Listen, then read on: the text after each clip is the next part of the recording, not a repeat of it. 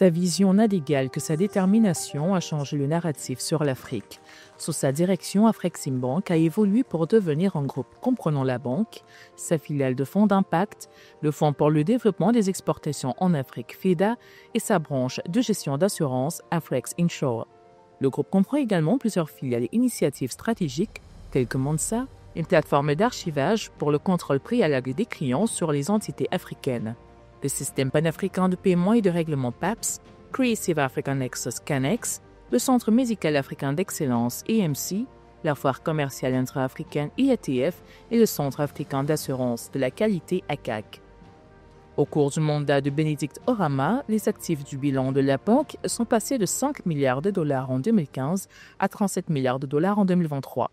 Le continent est en train d'inverser progressivement le cours de la désindustrialisation. Cela signifie que les structures financières traditionnelles, qui sont fortement axées sur le financement des matières premières, devraient être repensées. Avec la montée en puissance des géants de l'industrie manufacturière en Afrique, des opportunités pour l'émergence de chaînes de valeur nationales et régionales, ainsi que pour la croissance des petites et moyennes entreprises, commencent à prendre forme. M. Orama a commencé sa carrière professionnelle à la Nigerian Export-Import Bank, Nexim, en 1992 en tant que directeur adjoint. En mars 1994, il rejoint la Banque africaine d'import-export en tant que l'un des premiers employés. Il y occupe notamment les fonctions de directeur du département de la planification et du développement des affaires en 2004. En 2008, il amorce son tournant qui s'annonce décisif pour sa carrière en devenant vice-président exécutif du développement des affaires. Puis vient le sacre.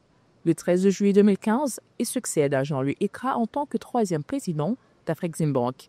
Son leadership est reconduit pour un second mandat de 5 ans en 2020. Je pense que ces dernières 30 années, des personnes comme le professeur Orama ont réussi à fabriquer et à construire ce qu'est Afreximbank aujourd'hui, en passant à travers des moments difficiles de crise où l'Afrique a eu à s'inventer, a eu à être agile grâce à des acteurs comme lui et à beaucoup d'autres Afreximbankers qui se sont leadership. Et cette résilience-là doit continuer. Booster le commerce intra-africain a été son leitmotiv. Il a mené une stratégie afin de générer des financements significatifs tournés vers l'industrialisation locale, dans l'objectif d'accroître la valeur des produits afin de renforcer les capacités de transformation en Afrique. Le bon, le mauvais, le difficile, le douloureux, on a tout fait ensemble. Et donc cette institution est là, avec un staff, avec une culture, comme je dis, avec des stakeholders, des parties prenantes qui sont très très attachées à la mission d'Afrexim. Et donc ce que je vois, c'est qu'on va continuer à bâtir sur l'édifice magnifique que nous a laissé le président Orama, comme lui l'a fait avant cela, avec l'édifice qu'avait laissé le président Ekra, et ainsi de suite. Donc là, on est dans la continuité et continuer notre mission. En 2021, 2 ans après les premiers confinements qui ont mis à l'arrêt les économies africaines, Bénédicte Orama était déjà dans le coup d'après. Celui de l'intégration économique avec la mise en place de la zone de libre-échange continentale africaine ZLECAf, dont Afreximbank est un pilier. La Banque panafricaine a notamment été mandatée par l'Union africaine pour mettre sur pied un système panafricain de paiement et de règlement appelé PAPS, destiné notamment à faciliter les paiements transfrontaliers pour les différentes devises locales concernées. Ainsi, entre 2015 et 2021, plus de 35 milliards de dollars de crédits ont ainsi été accordés au commerce intra-africain, avec une sensible hausse pour les échanges intra-africains passés dans l'intervalle de 3% à près d'un tiers du portefeuille total des prêts d'Afreximbank. L'héritage du professeur Orama est remarquable et représente une part très très importante de l'histoire de l'Afrique en matière d'intégration économique. Et il a joué ce rôle. Je ne pense pas qu'il soit hyperbolique de dire qu'il a joué un rôle très important dans le processus d'intégration économique de notre continent. Au cours des 10 dernières années, nous avons vu augmenter les volumes d'investissement dans le développement industriel et le commerce, en soutenant la construction d'infrastructures, bien sûr, par rapport aux 20 années précédentes. Je pense donc que son héritage parle de lui-même. Personnellement, je lui suis très reconnaissant en tant qu'Africain de son service public pour notre continent et de son dévouement à cette grande vision que nous partageons tous pour le prochain leadership. If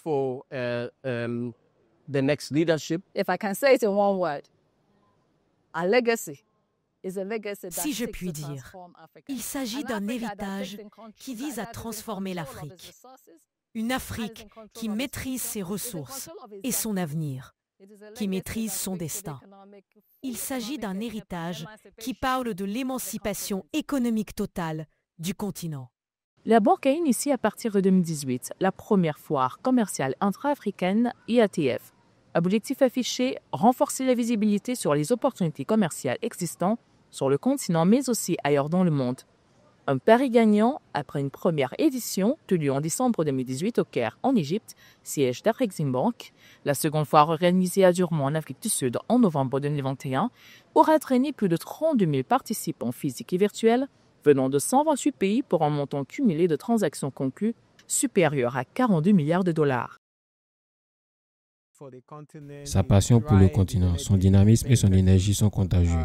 Habituellement, lorsque certains d'entre nous arrivent au thème de leur mandat, nous avons tendance à ralentir. Il a fait le choix d'aller de l'avant en travaillant encore plus dur qu'il ne l'a jamais fait. Et nous nous demandons ce qui se passe ici. C'est le genre de personne qu'il est, je pense, si vous le comprenez, mais je pense que pour lui, c'était écouter. Il me reste quelques mois. Je veux m'assurer que j'ai donné tout ce que j'avais. Je veux avoir besoin de m'asseoir sur ma première année, de ne pas tout dire. J'aurais aimé faire quelque chose d'autre. L'histoire du professeur Orama, c'est également celle des Caraïbes, une région qui, déconnectée de ses racines par la colonisation, peut aujourd'hui se reconstruire en échangeant avec l'Afrique grâce au Forum africain sur le commerce et l'investissement actif, dont l'édition 2025 est prévue à St. George's, à la Grenade, du 28 au 29 juillet sous le thème « Résilience et transformation », renforcer la coopération économique entre l'Afrique et les Caraïbes à l'ère de l'incertitude mondiale. Nous espérons maintenant que le Nigeria, le Ghana et la Barbade auront un accord bilatéral et que nous abolirons, par exemple, l'obligation de visa d'entrée entre l'Afrique et les pays des Caraïbes. Il s'agit là de prélude à une reconnexion totale entre nous. Nous voulons mettre fin au problème endémique de la connectivité.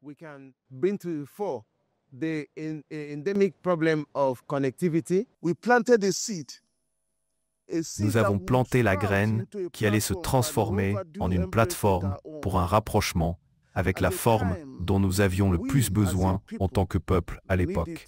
Aujourd'hui, nous célébrons la naissance d'une graine similaire que nous avons plantée ici il y a environ 41 mois, l'un de nos pas décisifs vers le redressement des torts du colonialisme. Ceux-ci permettent aux entreprises d'Afrique et des Caraïbes de voir, comme nous devrions également le savoir, que les trade centers Those make it possible for Africa and the Caribbean businesses to view exhibitions ongoing in other trade centers across Africa and in Barbados. Depuis 1994, Bénédicte Orama plaide pour une finance structurée capable de contourner les incertitudes des marchés traditionnels en transférant les risques vers ceux qui peuvent les absorber.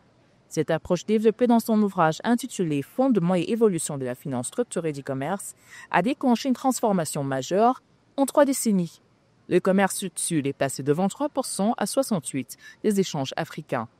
Nul doute que la foi inébranlable de Bénédicte Orama dans le potentiel de l'Afrique l'amènera toujours à s'investir pour le développement du continent après Afreximbank.